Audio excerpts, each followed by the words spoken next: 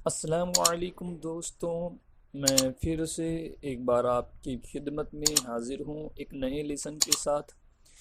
आज से हम बाकायदा प्रीपोजिशनल प्लेलिस्ट शुरू करेंगे और आज के इस लेसन में हम सबसे पहले ये जानने की कोशिश करेंगे कि प्रेपोजिशन या प्रेपोजिशनल ऑब्जेक्ट क्या हैं।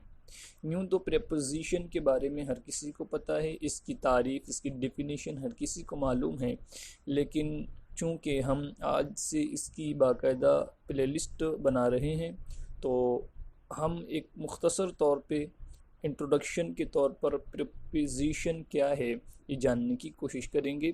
तो जैसा कि इसके नाम से ही पता चलता है, प्रीपोजिशन के प्री का मतलब होता है ले, और पोजीशन का मतलब किसी चीज़ की हैयत, वो किस तरीके से रखी हुई है, ऊपर नीचे दाएं बाएं, ये पोजीशन कहलाती है। तो किसी चीज़ की हैयत को पोजीशन कहेंगे। और प्री का मतलब होता है पहले। तो ऐसा लफ्ज़, ऐसा वर्ड जो नाउन से पहले हो, नाउन से पहले हो, उसे हम प्रेपोजिशन कहेंगे। उसे हम क्या कहेंगे? प्रेपोजिशन। लेकिन नाउन से पहले तो बहुत सारे वर्ड हैं, होते हैं, बहुत सारे लफ्ज़ होते हैं, तो क्या हम हर एक को प्रेपोजिशन कहेंगे? तो ऐसा नहीं है। जो लफ्ज़, जो वर्ड नाउन से पहले हो और उस नाउन और उस वर्ड के दरमियान कोई ना कोई ताल्लुक़ पाया जाए, कोई ना कोई रिलेशन हो, तो उस ऐसे लफ्ज़ को, ऐसे वर्ड को हम प्रेपोजिशन कहेंगे, प्रेपोजिशन कहेंगे। जैसे मिसाल के तौर पर, my book is kept on the table, मेरी किताब टेबल पर रखी हुई है, मेरी किताब टेबल पर रखी हुई है। तो इस सेंटेंस में on the table, on the table, देखो ऑन के बाद है द टेबल, द टेबल। तो ऑन ये टेबल की पोजीशन को बता रहा है। ऑन किसको बता रहा है? टेबल की पोजीशन को, पोजीशन को यानी कि टेबल के नीचे रखी है, दाएं रखी है, बाएं रखी है या ऊपर रखी है। तो ऑन बता रहा है कि किताब जो है वो टेबल के ऊपर रखी हुई है।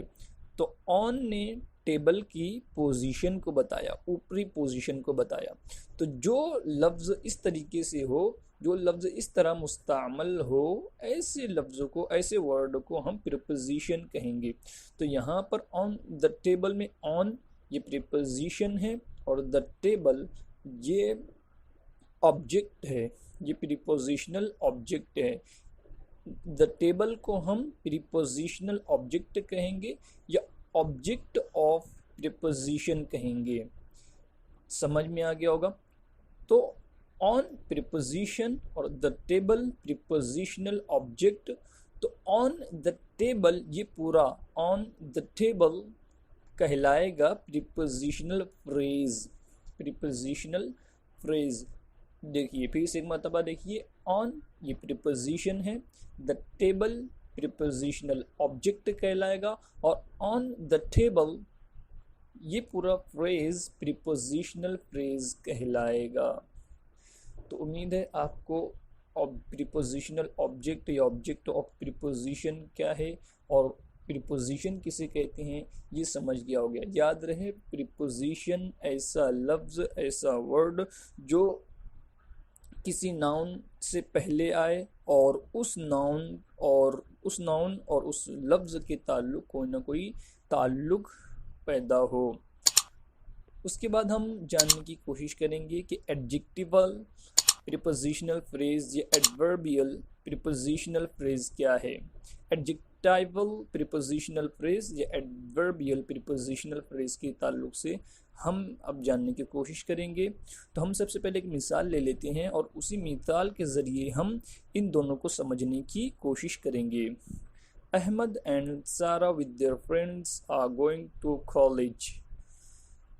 अब इस मिसाल में देखिए कि Ahmed and Sara with their friends, यानी कि अहमद और सारा अपने दोस्तों के साथ are going to college, college जा रहे हैं।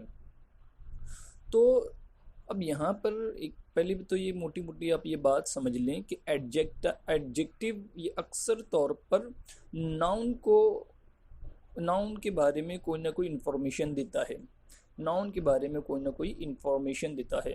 और एडवर्ब अक्सर तौर पर ये अक्सर तौर पर ये वर्ब को मॉडिफाई करता है, वर्ब के बारे में हमें मज़ीद मालूमात देगा। तो जो लफ्ज़ नाउन के बारे में हमें ज़्यादा इंफॉर्मेशन दे, नाउन के बारे में हमें इंफॉर्मेशन दे, वो एडजेक्टिव कहलाता है। और एडवर्ब अक्सर तौर पर जो वर्ब के ताल्लुक से हमें मज़ीद मालूमात दे, मज़ीद इंफॉर्मेशन दे, हम उसे एडवर्ब कहेंगे। तो अब यहाँ पर देखिए, Ahmad and Sara with their friends. तो विद देयर फ्रेंड्स, ये जो विद है, विद ये मॉडिफाई कर रहा है अहमद और सारा को। भाई अहमद और सारा किसके साथ जा रहे हैं? तो विद देयर फ्रेंड्स। तो विद जो है ये अहमद और सारा को मॉडिफाई कर रहा है, अहमद और सारा के बारे में मज़ीद मालूमात दे रहे हैं कि अहमद और सारा ये दोनों अकेले नहीं जा रहे, बल्कि किसी ना किसी के साथ जा रहे हैं। तो किसके साथ जा रहे हैं? With their friends. तो जो लफ्ज़ विद है, जो प्रीपोजिशन विद है, ये अहमद और सारा को मॉडिफाई कर रहा है। तो विद ये कहलाएगा एडजेक्टाइवल, एडजेक्टाइवल। और विद देयर फ्रेंड्स, ये पूरा फ्रेज विद देयर फ्रेंड्स ये कहलाएगा एडजेक्टाइवल प्रीपोजिशनल फ्रेज। तो जो प्रीपोजिशन नाउन को मॉडिफाई करे, नाउन के बारे में मज़ीद इंफॉर्मेशन दे, जो एडजेक्टिव, जो प्रीपोजिशनल फ्रेज नाउन के बारे में मज़ीद मालूमात दे, ऐसे प्रीपोजिशनल फ्रेज को एडजेक्टाइवल प्रीपोजिशनल फ्रेज कहेंगे। तो यहाँ पर आप देख रहे हैं कि विद देयर फ्रेंड्स ये मॉडिफाई कर रहे हैं अहमद और सारा को। अहमद और सारा चूँकि नाउन है, तो इसलिए विद देयर फ्रेंड्स ये पूरा फ्रेज कहलाएगा एडजेक्टाइवल प्रीपोजिशनल फ्रेज। तो उम्मीद है मुझे कि आप समझ गए होंगे कि एडजेक्टाइवल प्रीपोजिशनल फ्रेज किसे कहेंगे।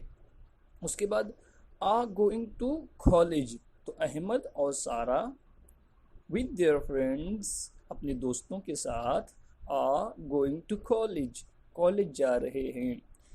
तो देखिए अब यहाँ पर going to college, going to college, तो जो टू है ये भी प्रीपोजिशन है और ये मॉडिफाई कर रहा है गोइंग, गो को। और गोइंग ये एक वर्ब है, गोइंग एक वर्ब है, टू प्रीपोजिशन है, गोइंग वर्ब है। टू मॉडिफाई कर रहा है गोइंग को, गोइंग गो की डायरेक्शन को, जा रहा है, कहाँ जा रहा है? तो टू कॉलेज, गो। ये अहमद और सारा अपने दोस्तों के साथ कहाँ जा रहे हैं? तो टू बता रहा है कि कॉलेज जा रहे हैं, गोइंग टू कॉलेज। तो टू ये मॉडिफाई कर रहा है गो की डायरेक्शन को, टू बता रहा है गोइंग की डायरेक्शन को कि वो लोग कहाँ जा रहे हैं। तो टू ये हमें मालूमात दे रहा है, इंफॉर्मेशन दे रहा है गो की, गोइंग की डायरेक्शन हमें बता रहा है। तो ये जो टू है, चूँकि ये वर्ब की डायरेक्शन बता रहा है, वर्ब के बारे में हमें मज़ीद इंफॉर्मेशन दे रहा है, वर्ब के बारे में हमें मालूमात दे रहा है, वर्ब को मॉडिफाई कर रहा है, तो इसीलिए टू ये कहलाएगा एडवर्बियल। टू क्या कहलाएगा? एडवर्बियल। टू ये प्रीपोजिशन है और ये कहलाएगा एडवर्बियल, क्योंकि ये वर्ब को मॉडिफाई कर रहा है।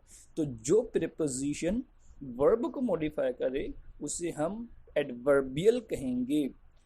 और टू कॉलेज, टू कॉलेज ये पूरा, टू कॉलेज ये पूरा जो फ्रेज है ये कहलाएगा एडवर्बियल प्रीपोजिशनल फ्रेज। ये पूरा क्या कहलाएगा? Adverbial prepositional phrase. तो जो प्रीपोजिशनल फ्रेज नाउन को मॉडिफाई करें, नाउन के बारे में मज़ीद इंफॉर्मेशन दे, उस प्रीपोजिशनल फ्रेज को एडजेक्टाइवल प्रीपोजिशनल फ्रेज कहेंगे। और जो प्रीपोजिशनल फ्रेज वर्ब को मॉडिफाई करे, वर्ब के बारे में हमें मज़ीद मालूमात दे, ऐसे प्रीपोजिशनल फ्रेज को एडवर्बियल प्रीपोजिशनल फ्रेज कहेंगे। मुझे उम्मीद है आपको आज का ये लेसन पसंद आया होगा और आपने अच्छी तरह समझ लिया होगा कि एडजेक्टिवल प्रीपोजिशनल फ्रेज किसे कहते हैं और एडवर्बियल प्रीपोजिशनल फ्रेज किसे कहते हैं। फिर मिलते हैं अगले लेसन में, तब तक के अपना ख्याल रखें।